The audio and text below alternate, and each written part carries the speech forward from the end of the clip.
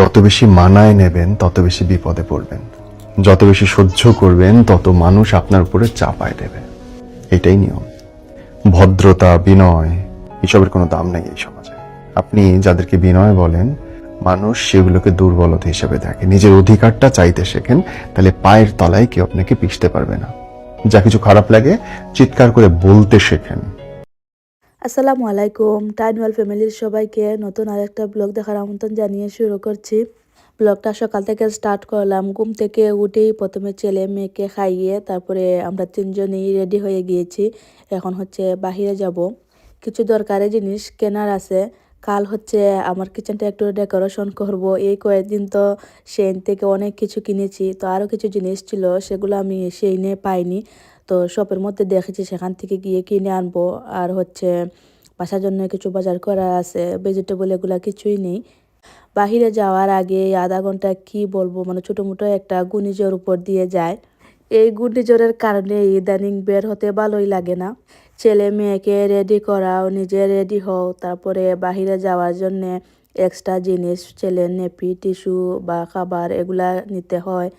বাইরে বের হওয়ার আগে আবার ওদেরকে হালকা পাতলা কিছু খাইয়ে তারপরে বের হতে হয়। মানে আর যদি বের হওয়ার পরে কোনো জিনিস ভুলে যাই, নিচে গিয়ে দেখি যে নিইনি, আবার উপরে আসি সেটা নেওয়ার জন্যে। যাদের এখনো বেবি হয়নি ওনারা এই কষ্টটা বা এই ঘূর্ণিঝড়ের বিষয়ে বুঝবেন না, শোনার পরে একটু হাসতে পারে না। যাদের কিনা বেবি আছে ওনারা ভালো করেই বুঝবেন। এত বিরক্ত লাগে বাইরে যাওয়ার আগের সময়টা। আর এই যে আমি বাহির থেকে বাজার শপিং করে নিয়ে আসছি, তেমন একটা ভিডিও করতে পারিনি। অনেক তাড়াহুড়ার মধ্যে ছিলাম, এসে আবার ইফতারও বানাতে হবে। সেই কারণে দেখা যায় যে ভিডিও করলে অনেকটা টাইম নষ্ট হয়ে যায়। তো আমি আর টাইম নষ্ট না করে ঝটপট আমার যা কিছু প্রয়োজন সেগুলো কিনে নিয়ে আসছি। তারপরেও অনেকটা লেট হয়ে গিয়েছে। তো আজ হচ্ছে ইফতারে তেমন কিছু বানাবো না, সিম্পল খাবার দাবার। তো আশা করছি যে ইফতারের আগেই সব কিছু শেষ করতে পারবো। আর এই যে আজ একটা ফুলকপি এনেছি গ্রিন কালারের। আমি এর আগে কখনো গ্রিন কালারের ফুলকপি খাইনি।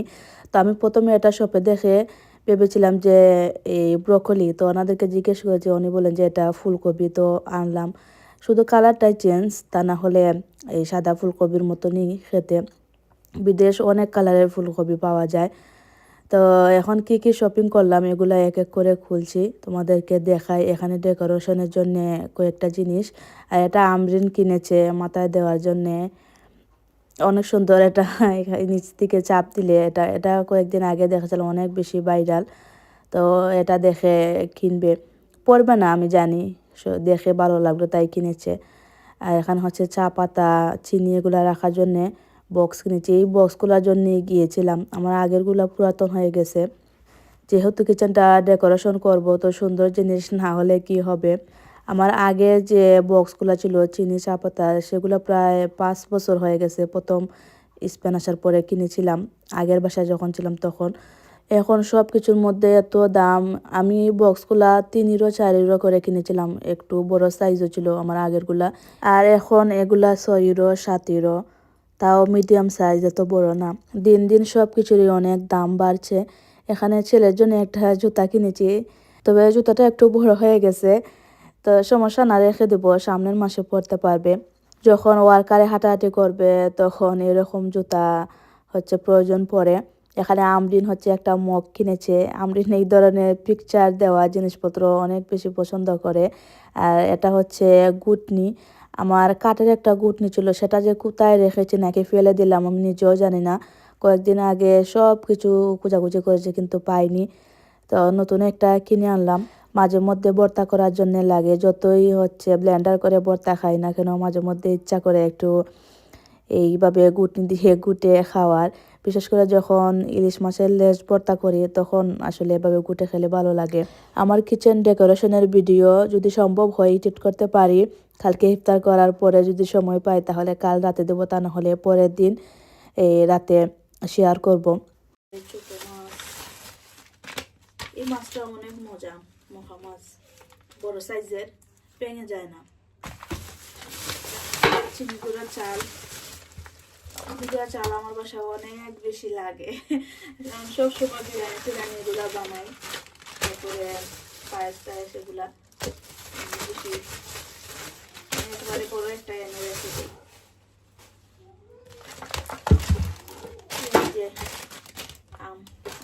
টক রান্না করবো।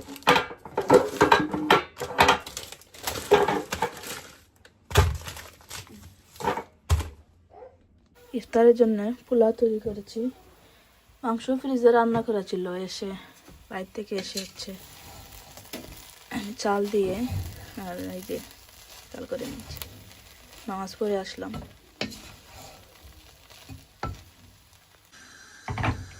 হচ্ছে পাকোড়া বানাবো, এই যে ডিম চপ।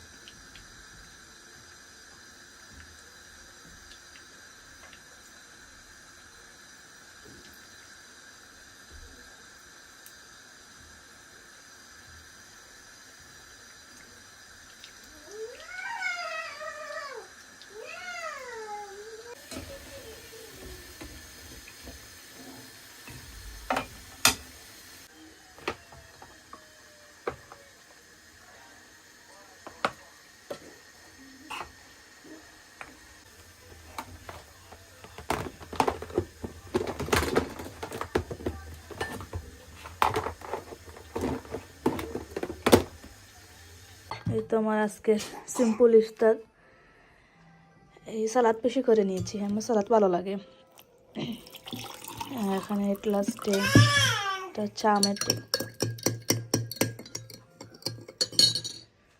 এই যে আরো 5 মিনিট সময় আছে। এখন হচ্ছে তোমাদের সাথে খুবই সহজভাবে একটা সাবুর ডেজার্ট শেয়ার করব। তো কয়েকদিন আগে একজন বোন কমেন্ট করেছিলেন এই কয়েকটা ডেজার্ট রেসিপি দেওয়ার জন্য। তো আজ হচ্ছে এই সাবু দিয়ে একটা দেখাই।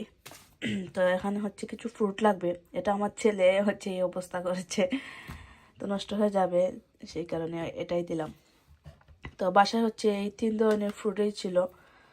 তো আঙুর, এটার নাম কি আমি জানি না, এগুলা দিব। আর হচ্ছে এটা এই খেজুর, আর এই জেলো পাউডার লাগবে, যে কোনো ধরনের জেলো দিলে হবে। প্রথমে জেলোটা সেট করি। এই যে এখন দিয়েছি হাফ গ্লাস পানি আর 1 প্যাকেট জেলো। 1 গ্লাস দিলে 1 প্যাকেটে হচ্ছে জেলো হয় না। এটার মধ্যে চিনি অ্যাড করা আছে, এক্সট্রা করে আর চিনি দিলাম না। আরেক ধরনের মানে বাংলাদেশে হচ্ছে আগর আগর পাউডার, যে সেটার মধ্যে চিনি অ্যাড করা থাকে না। তো সেটা দিয়ে করলে দুধ অথবা পানির মধ্যে আগার আগার পাউডার দিয়ে 1 চামচের মতো চিনি দিলে হয়ে যায়। এই যে প্যাকেটের মধ্যে লেখাই থাকে কতটুকু পানি দিতে হয়, কিভাবে করতে হয়। তো এটা হচ্ছে এই দেশি ভাষায় লেখা, সেই কারণে আমি মানে তেমন একটা বুঝি না। এখন এই প্লাস্টিকের বক্সের মধ্যে ঢেলে এটা নর্মাল ফ্রিজে রেখে দেবো। আর কাচের এই বাটি বা কোনো কিছুতে সেট করলে এটা উঠতে অনেক কষ্ট হয়। তো প্লাস্টিকেরটা করলে অনেক ভালো, সহজে এটা ছুটানো যায়। এটা ফ্রিজে রেখে দিই, তারপরে এগুলা রেডি করব। এখন সাবুগুলা হচ্ছে সিদ্ধ করব, পানির মধ্যে দিলাম।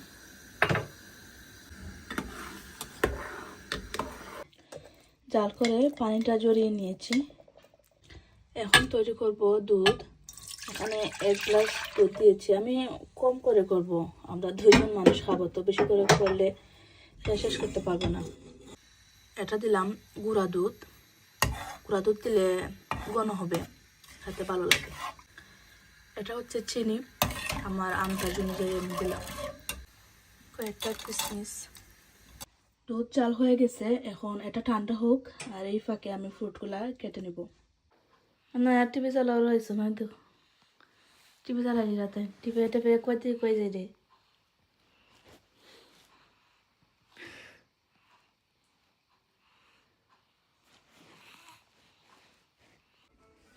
ফ্রুট কাটা হয়ে গেছে, জেলাটাও আমার সেট হয়ে গেছে। এখন এটাকে কেটে নিই চাকু দিয়ে, ভাবে ছোটো ছোটো করে।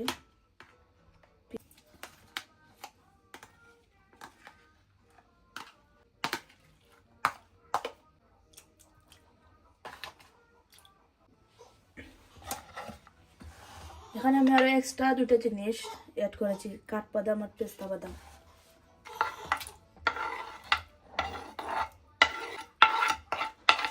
এটা নর্মাল ফ্রিজে রেখে দেবো, আর খাওয়ার আগে হচ্ছে এটা বের করবো। এই যে যেটা দিয়ে বানিয়েছি সেটাই তো দেওয়া হয়নি, সাবুটা দেই।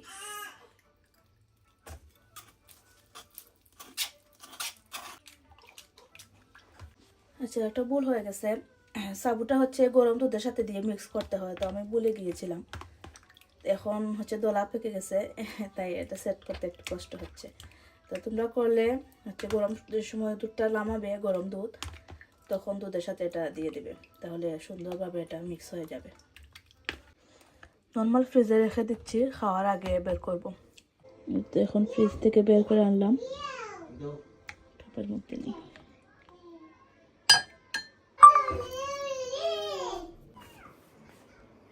আমার জামাই এটা অনেক পছন্দ করেছেন, আর এমনিতেই ওনার সাবুটা অনেক বেশি প্রিয়।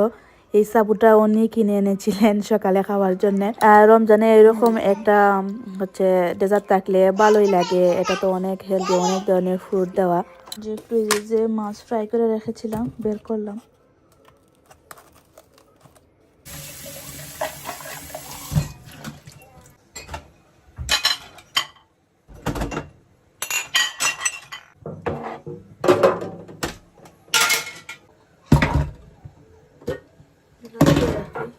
কালকে হচ্ছে ডেকোরেশন করবো, কাপ চা খাই।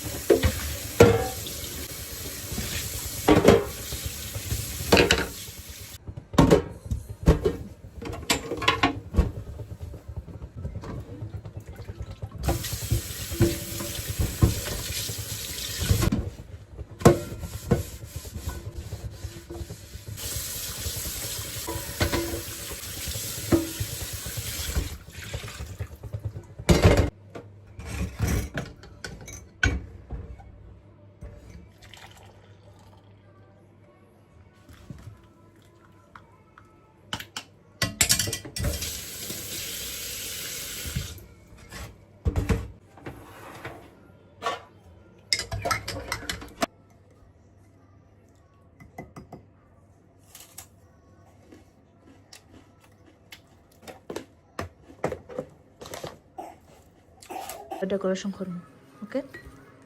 আর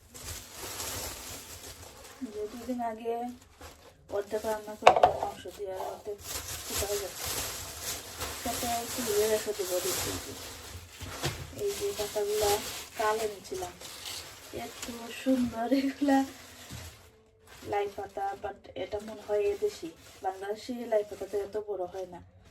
তো এটা হচ্ছে মাছ দিয়ে রান্না করবো, শাক রান্না করলে ভালো লাগবে না খেতে।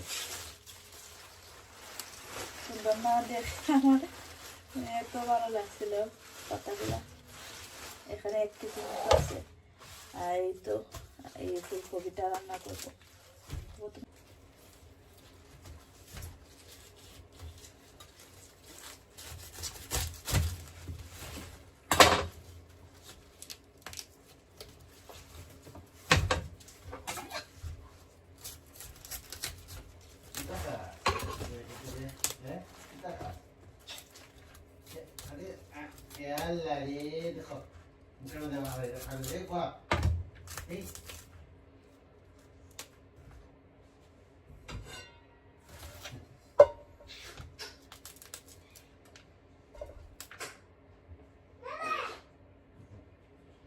Wow, nice.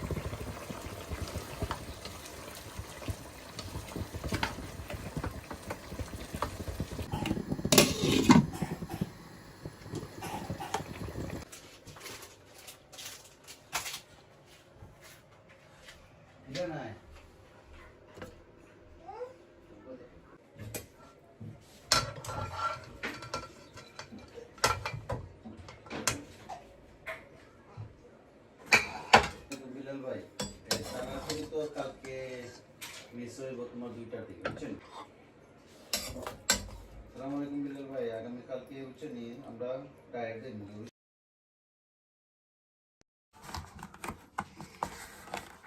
তোমারটা খাও তুমি, চাই না একটা যে মজা ভিতরে ড্রাই ফ্রুট দিয়ে ভালো লাগে।